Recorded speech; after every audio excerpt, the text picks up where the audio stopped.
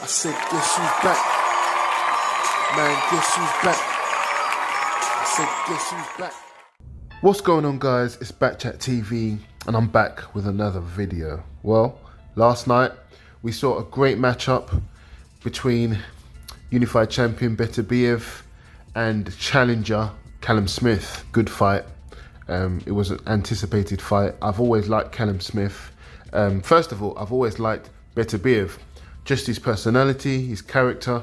Despite the fact that he doesn't speak much English, he's still such a likable character, very funny, and someone who there's no way you can't like Beterbiev. And to be honest, I'm always rooting for Beterbiev to win, with the exception of when he fights against Brits. Basically, I'm always going to go for the Brit, and against Callum Smith was no exception. Nothing personal, obviously. Like I said, I'm a Brit. I was rooting for Callum Smith. Prior to the fight, I did go against him. I didn't think that he would be able to put it off.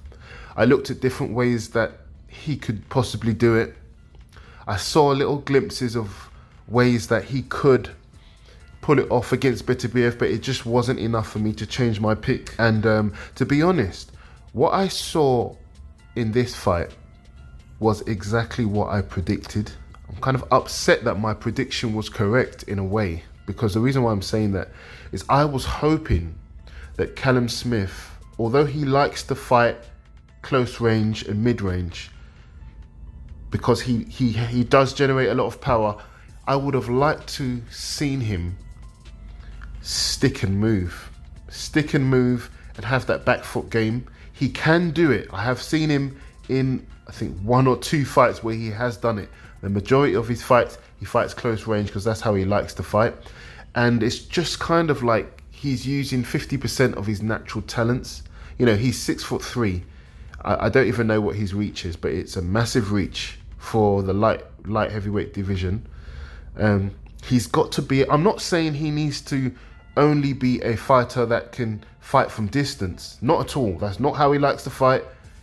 He uses his height and his reach and his size in a different way to generate power. You know, he uses it as a kind of a leverage to generate those powerful shots that he's got. He doesn't use it in a way of sticking and moving from distance.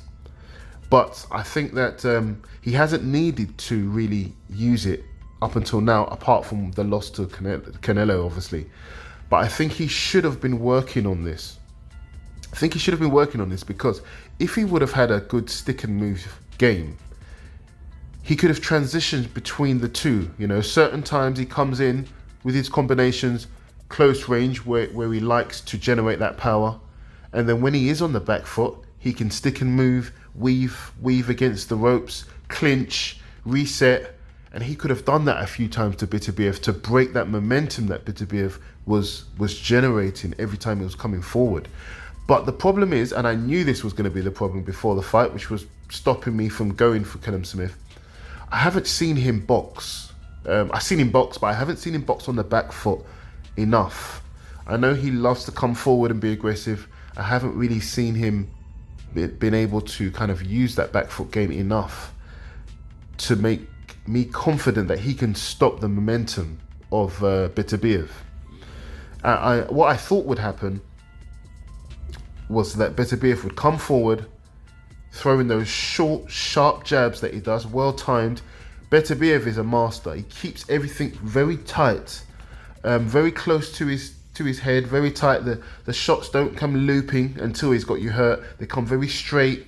He steps in with a good hard jab. He follows up with shots to the body. He's very defensively responsible, despite the fact that people say he's very easy to hit. He looks easy to hit, but his footwork is really good. His boxing skills, very underrated. Kind of cultivates his little angles where he can stay in a safe position and still land those short, sharp shots. And he was winning the battle of the jabs against a 6'3" guy, and that shouldn't happen. You know, so for me, there's a large part of Smith's game which is underdeveloped, and if he wants to stay in boxing and he wants to carry on, which I think he should. I'm not one of these people that start screaming retire straight away, not at all. there's no reason for Smith to retire. You know, end of the day, he's accomplished a lot already. He still can accomplish a lot more. When we see the unification fight against Bivol and Beterbiev, fingers crossed, after that the belts will be split up, and Smith is right in there with a shot again with those belts. He's a good fighter, like I said. I would still be excited to see him in fights against Anthony Yarde. I mean, don't tell me Anthony Yarde versus Callum Smith is not a big fight in the UK, even in the world. You know, I'd still like to see him in there with Barazzi. Still like to see him in there with Aziz. There's so many light heavyweights that I'd love to see Callum Smith fight. Obviously, I'd love to see him get a shot at Bivol. There's absolutely no reason for him to retire. So, you know, if he's listening to this, if you are still motivated, keep going, keep boxing. There's so much more for him to accomplish, and so much more for him to work on to get better. Personally, just my view, I would love to see him have a back foot game. It's like a large part of his game that he could develop is just missing. You know, when he is backed up, he gets his hands up, stays on the ropes, waits for you to stop punching, and then he starts punching.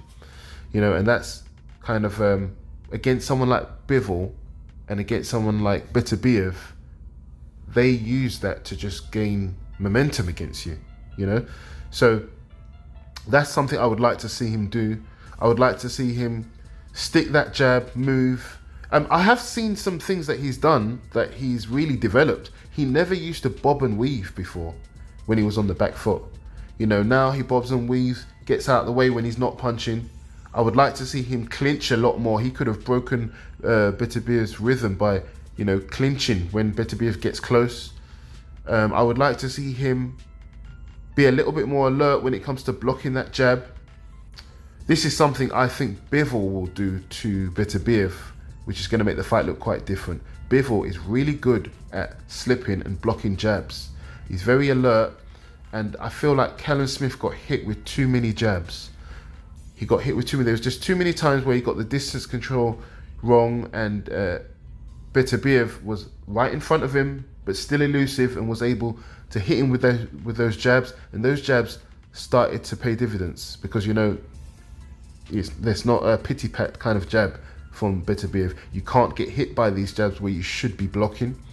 And there was many times when Callum Smith did not block the jab when I feel like he could have. Like I said, an underdeveloped back foot game and an overdeveloped front foot game. And anything that isn't balanced, you know, it's not going to work out. Now, the writing was on the wall for Callum when he fought Canelo. He should have developed this back foot game from when he fought Canelo. He should have developed this back foot game from when he fought Ryder. Ryder is like another version of Canelo in a way. He needs to get on the inside. And Callum Smith just lets people on the inside too easily. I know it's because he wants to fight on the inside too. But I just feel like that side of his game is underdeveloped. You know, if you look at Anthony Yarde, I think Anthony Yarde went 9 rounds. I predicted that it would be easier to hit Callum Smith and get Callum Smith out of there than it would be Anthony Yarde. And that's not because I think Anthony Yarde is better than Callum Smith. It's just styles make fights. Anthony Yarde, like I said in the previous video, is more agile on his feet. You know, he slips punches, he's agile, he moves around, he resets angles. Callum Smith tends to stay in a straight line, shell up when he's on the back foot, and then go again. And that's fine against someone who isn't building momentum coming forward. Most of the time it's Callum Smith being the aggressor, and so he doesn't have that problem. But when he's not being the aggressor, he needs to have these techniques where he can slow someone down. Like I said, bob and weave when he was on the ropes, which he did quite well.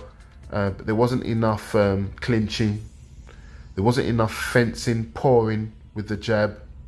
You know, just to disrupt what Beterbiev is setting up. He didn't disrupt any of those setups from Beterbiev. Beterbiev was the one touching him every minute, touching with the jab, and it was completely throwing off Callum Smith's game. Callum Smith should have been the one doing that, touching with the jab, just getting that distance, just touching him, no power shots, just touching, moving, clinching Beterbiev when he gets close. And then every now and then, just breaking that distance, coming in with his combinations like he likes to when he can, pushing forward when he can. But when he is the nail and not the hammer, he needs to know how to stick and move. And I just didn't see that enough from him. So that's something he could work on. Beterbiev just has the sheer power and punching power. And he's also a good boxer. And he's also very accurate. But Bivol doesn't really show the power so much. But he has got amazing boxing skills. And if you don't have a back foot game, you're going to lose against Bivol as well. I don't see Callum Smith beating Bivol either, for the same reason. No back foot game. Beterbiev versus Bivol, that's going to be a great fight. I can't pick one yet. I am a big Bivol fan, not just since he beat Canelo. I was actually one of the people who always said that he would beat Canelo. A lot of people didn't realize how good Bivol was until he beat Canelo. Bivol is a complete package. He's the complete package. He can box on the front foot, can box on the back foot. You know, he's got great stamina. You never see him get tired. He goes to the body well, transitions to the head well. And he, like I said, the difference between Bivol and Callum Smith is Beterbiev won't be able to hit Bivol so easily with those jabs. You know, Bivol will reset his distance and start to get out of the way of those jabs. And it's going to be a lot more tactical with Bivol. So, you know, I'm looking forward to that fight, just as everyone is. Like I said, at the moment, I don't have a winner because I feel like I just can't go against Beterbiev at the moment. But I also like the boxing skills of Bivol, and so I'm not going to go against him yet. I'm going to see how it goes. When the fight gets made, I'll make a prediction when it comes to those two. But it was a good fight, and it was a good performance by Callum Smith. You know, he wears his heart on his sleeves. He wasn't scared to go for it. He threw a lot of punches, hard punches. But like I said, Beterbiev just does some deceptively amazing things in there. You know, he hardly looks like he breaks a sweat. He has a very steady rhythm. And I think a lot of that comes from his amazing strength and conditioning. I'm a big fan of his training footage. He is a master at using his superior core strength. I've seen a lot of his workouts, and he's a core strength master. You know, that's why he's able to keep his hands up, keep very tight, keep the shots very straight and powerful. He doesn't lose power throughout the fights. You know, all that is strength and conditioning. I'll tell you why. You know, I used to box when I was younger, and you know, even when I was in shape, after a few minutes of hard sparring, my hand would start to drop. And this is a strength and conditioning issue. You know, and a lot of people, you know, just get by, but a lot of people don't realize that, you know, it's quite a lot of effort to keep your hands in place, keep your hands up, keep your discipline. Beterbiev gets that from his training. I've watched him do countless reps of core strength training, and it really shows up in the fight. You know, so you'll often see fighters, when they start to get a bit tired, they start to punch differently. A lot of their punches start to be looping punches. A lot of their punches start to come a little bit wide instead of straight. You know, these are sometimes conditioning issues. Beterbiev doesn't have that. And that's what I like about Beterbiev. It allows him to fight at a steady pace. It allows him to turn up the pace when he's got his fighters hurt. He keeps his punches very straight, changes angles or jabs very straight, keeps the shots close to his head, gets his hands back in the correct position. I mean, obviously occasionally he may lose position, but for the most part, he does everything right.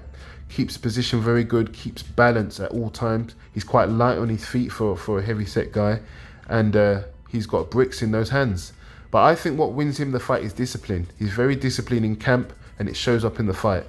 Against Bivol is also very disciplined. I think at the moment, I'm not sure. I think I would have to maybe favour Beterbiev, and I didn't think I'd ever say that, but it's just the discipline of the guy. You know, like I said, he keeps his shape throughout the fight. And I have seen Bivol slightly lose his shape under some duress. So who knows? Maybe that will be the chink in Bivol's armor so far. But I wouldn't make that claim yet. They're both great fighters. I'd like to see who's number 3, 4, 5, and 6 in the division. We know who's number 1 and who's number 2. It's either Bivol or Beterbiev. But number 3, 4, 5, and 6 could be a lot of people. Yard is in there with a shot. Aziz is in there with a shot. Boatsi is in there with a shot. There's so many fighters that I'd like to see face Callum Smith for that 3rd spot. And yeah, let me know what you think. It was a great performance. Commiserations to Callum Smith. I'm on to the next one. I said, guess who's back? Man, guess who's back? I said, guess